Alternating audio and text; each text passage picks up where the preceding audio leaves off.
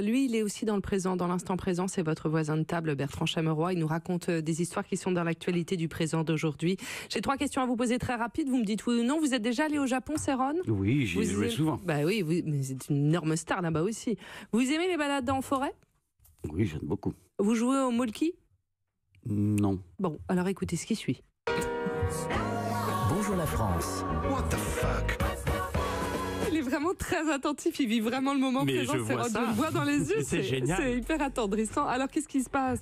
Prenez vos stylos, c'est parti. Ah. Le 18, le 19, Oh la le vite. 23, le 24, Oui. le 28 Oui. et le 29. Oui. Mais pourquoi nous donne-t-il les préférés de José Coves dans la 5e à Paris-Longchamp alors que Marion Calais les a déjà annoncés tout à l'heure et que ce ne sont pas du tout les mêmes nombres, se demandent en ce moment les auditeurs? Eh bien tout simplement car les nombres que vous venez d'entendre ne correspondent pas au prono hippique de José Coves, mais au jour de mai concerné par la grève perlée des cheminots.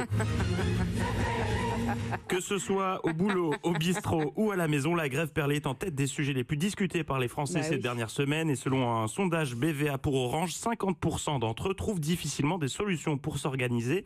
Alors ce matin, c'est un message d'espoir que j'adresse à nos compatriotes. Vous n'êtes pas seuls, non mes petits. La France n'a pas le monopole des problèmes ferroviaires.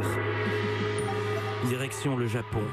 Terre de contraste. Oh non. Civilisation unique et complexe, Oui. subtile et inattendue. Le Japon et son réseau ferroviaire, emprunté chaque jour par 3 300 000 voyageurs. Rigueur, ponctualité, des adjectifs souvent accolés au Japon et pourtant, il est des incidents que l'on peut prévoir. Ah. Il y a quelques jours, un grain de sable a enrayé cette machine parfaitement réglée qu'est le réseau ferroviaire japonais. 7h11, en gare de Notogawa, les passagers du train à destination de Nishiakashi entendent ce message que je vous livre texto.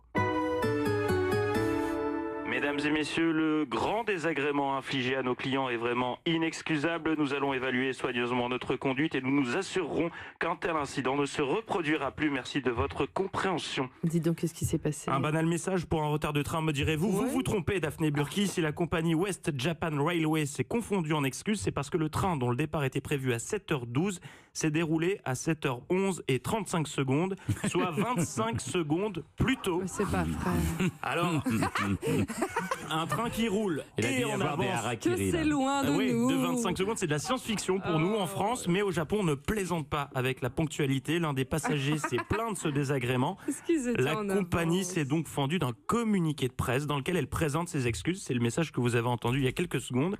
Et une enquête interne a été menée pour connaître la cause de l'incident.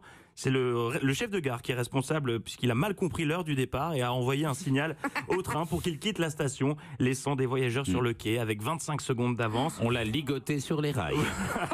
Donc amis français, la prochaine fois que vous vous plaignez du retard de votre train, pensez à cette terrible histoire. N'oubliez jamais qu'il y a pire ailleurs. Oh là là, 25 secondes d'avance, bravo. En revanche, je viens de vérifier, hein, le Japon n'est pas une terre de contraste. C'est l'Auvergne, Ah oui, qui exact. l'est.